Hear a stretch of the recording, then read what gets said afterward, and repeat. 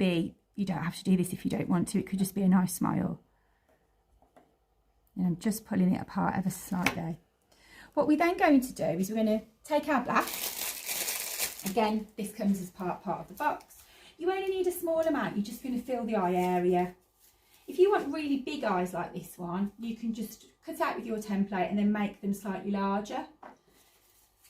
But we've got enough here to do a few more biscuits as well. So just take a small amount like that. Again, work it in your hands, bring it back to life so it's nice and smooth and it's easy to mould.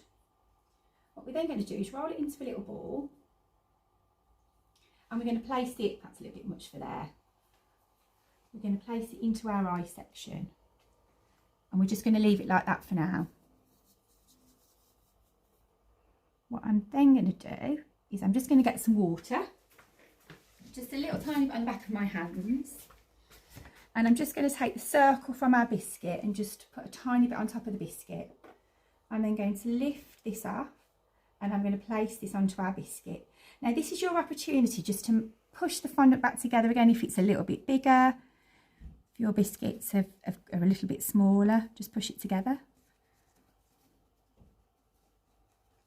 Then what we're going to do is we're going to make our nose. So I've got a skewer, you could use a cocktail stick, something like that.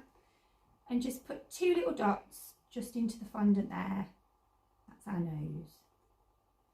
With the eyes, this is where we shape them now. So push them down with your finger.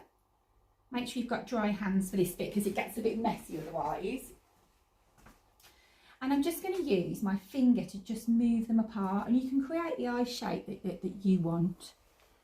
So our Jack is going to have quite pointy eyes. And all I'm doing is I'm just using a slightly damp finger and I'm just pulling the fondant into the direction that I want it to go.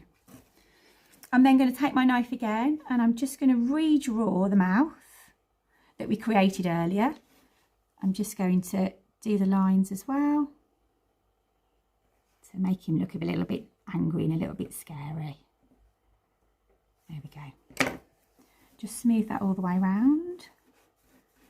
And you can just then repeat that with your other biscuits. So there's 2 options for you there, either the sandwich biscuit or our fondant biscuit. And all of the ingredients, all of the dry ingredients, all of the templates, the instructions, all come in our Halloween boxes, which can be purchased on our website, www.cake-tastic-worcestershire.co.uk.